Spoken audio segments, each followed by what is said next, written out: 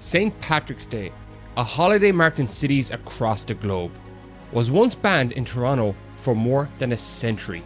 The reasons involve a centuries-old religious feud, riots that turned deadly in Toronto streets, assassination, and even an armed invasion of Canada by Irish rebels from across the US border. In the mid-19th century, Toronto was a city in flux. Once a modest colonial town, by the 1840s it had become a bustling hub of commerce, shipping, and rail, its streets swelling with new arrivals. Among these immigrants, none were more numerous or more contentious than the Irish. Between the 1820s and the Great Famine of the late 1840s, waves of Irish immigrants crossed the Atlantic, drawn by the promise of work and stability in British North America. By 1851, roughly 1 in 3 Torontonians was Irish born, making the community one of the most visible ethnic groups in the city. But they weren't exactly welcome. The vast majority of Toronto's residents at the time were Protestant, and many of them aligned with the Orange Order, a secretive fraternal society founded in Ulster in the 1790s to defend Protestant interests against equal rights for Irish Catholics. Named after King William of Orange, the Protestant monarch who defeated the Catholic James II at the Battle of the Boyne in 1690. This battle cemented a minority Protestant rule over majority Catholic Ireland and ushered in centuries of discrimination and oppression for the native Irish. The order exported the sectarian ethos across North America. The Orange Order wasn't just a pro-Protestant organization, it was fiercely anti-Catholic, viewing Catholicism as both a political and spiritual threat. Hence, the Catholic Irish faced suspicion, marginalization, and open hostility. These divisions played out in daily life, where Catholics were often found themselves relegated to the hardest, lowest paid work, but they also spilled violently into the streets, especially on public holidays and commemorations. The Globe, one of Toronto's leading newspapers, sneered at their presence, declaring, "Irish beggars are to be met everywhere. They are as ignorant and vicious as they are poor. They are lazy, improvident, and unthankful. They fill our poorhouses and our prisons." Such rhetoric wasn't unusual. It echoed across the city's Protestant press and politics. The prejudice ran so deep that Toronto's own Catholic bishop felt compelled to warn against settling here. He cautioned Irish Catholics that if they came to Toronto, they would not find opportunity but a wall of discrimination waiting for them. By the 1840s and the 50s, the Orange Order dominated the city's fraternal and civic life. It controlled neighbourhood associations, influenced hiring in public works, and provided a ready-made network for ambitious politicians. At one point, it was estimated that over half of Toronto's municipal councillors were Orangemen, and several mayors proudly paraded in orange regalia. Membership wasn't just about ritual or fraternity. It was a badge of belonging in a city that styled itself as staunchly Protestant. This dominance was enforced not only through politics, but through ritual display. Every July 12th, the Orange Order held processions to commemorate the Battle of the Boyne, the 1960 battle. To Toronto's Protestants, these parades were patriotic demonstrations, but to Catholics, they were deliberate provocations, rubbing salt into centuries-old wounds. Street fights were common, sometimes escalating into full-scale riots. Yet the Irish endured and asserted their identity where they could, none more important than St. Patrick's Day. For them, March 17th was not just a religious feast, but an assertion of identity in a city where they are treated as outsiders. A parade through Toronto streets with banners and bands was a statement. We are here and we belong. But to Orangemen and their allies and city council, the spectacle was a threat. It signified not only Catholic pride, but political strength, a challenge to Protestant supremacy in public space. Toronto was a powder keg of sectarian tension, and public displays of Irish pride lit the fuse. Clashes between the two communities were almost inevitable. From the 1850s through to the 1870s, sectarian violence became almost an annual tradition in Toronto. The city's nickname, the Belfast of Canada, was cruelly apt. Street brawls and riots erupted with alarming frequency, sparked by everything from elections and royal visits to religious holidays. Police, often themselves Orangemen, were slow to intervene when Catholics were the victims. Contemporary newspapers reflected the bias. The Protestant press portrayed Irish Catholics as rowdy and dangerous, while Catholic editors decried the double standard. The confrontations were myriad. Mobs besieged the Catholic cathedral and pelted the bishop with stones. Political rallies ended in fistfights. On Guy Fawkes Day, Protestants torched effigies as insults to Catholics. In 1858, St. Patrick's Day itself turned deadly. That year, Irish-Canadian politician Thomas D'Arcy McGee visited Toronto and tensions around the parade escalated into a riot.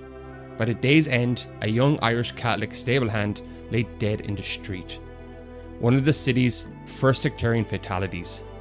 McGee himself will later be assassinated in 1868 amid suspicions of Fenian revenge. Each clash left scars and simmering resentments, drawing battle lines ever deeper between Toronto's Irish Catholics and its Protestants. The most notorious confrontation came in 1875, the year of the Jubilee Riots.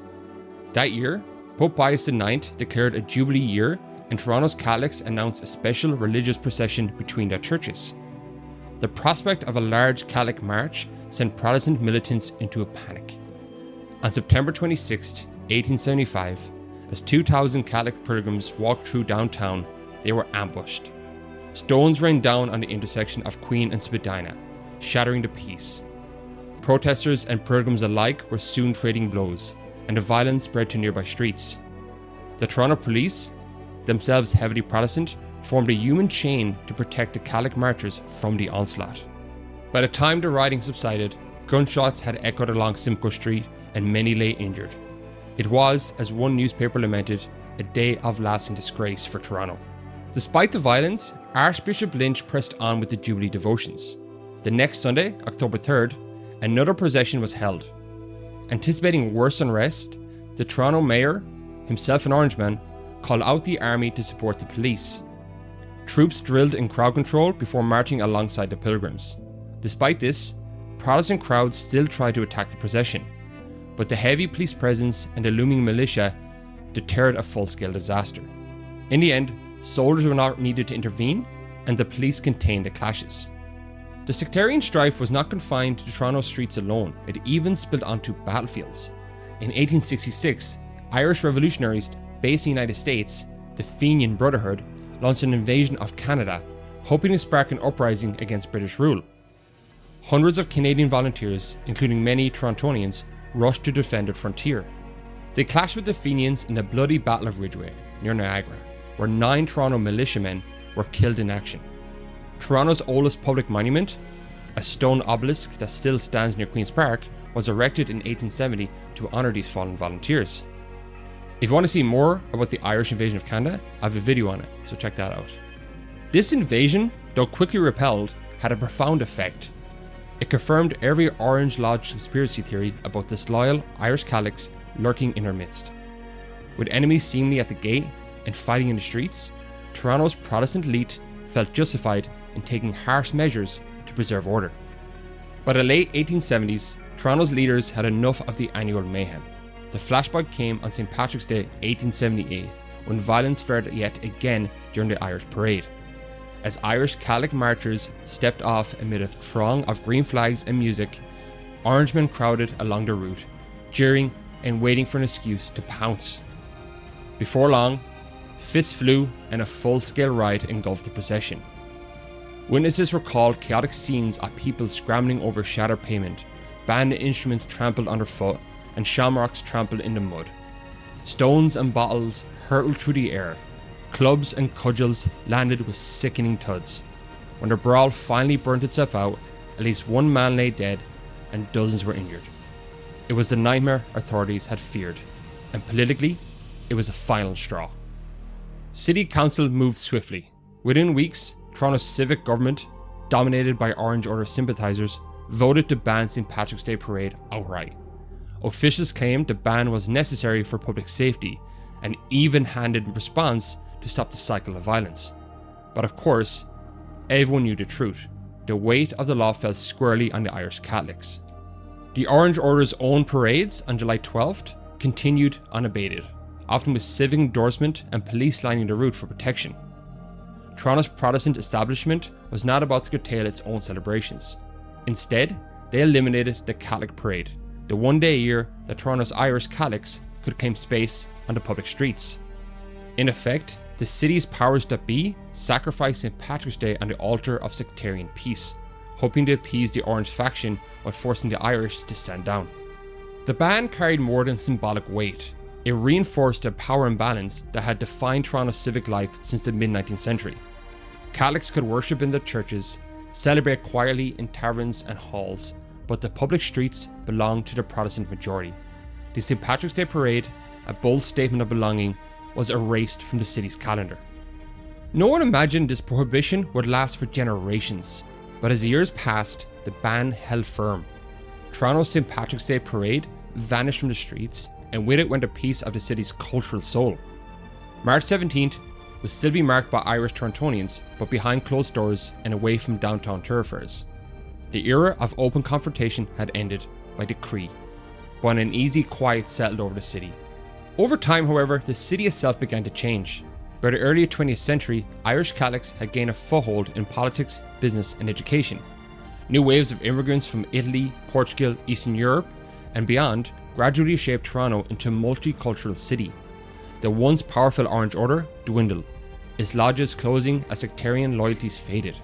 A symbolic turning point came in 1955 with the election of Nathan Phillips, Toronto's first Jewish mayor. The old Orange Toronto was in retreat, replaced by a city that no longer defined itself along Catholic Protestant lines. Yet the parade never returned, not until March 1988. That year, after 110 years of silence, Toronto finally witnessed green banners and Irish music on its streets again. The first revived parade was small, but the symbolism was immense. What had once been banned as subversive was now a welcome part of Toronto's multicultural fabric. Since then, the parade has grown into one of Toronto's major cultural events, attracting tens of thousands each year. City Hall is lit green every March, while politicians proudly join the marchers. Meanwhile, July 12th has faded almost into obscurity. I hope you enjoyed this episode of The Odd Historian. If you did, please give the video a like, as it can really help the channel grow, and subscribe for more odd or lesser known history. See you next time.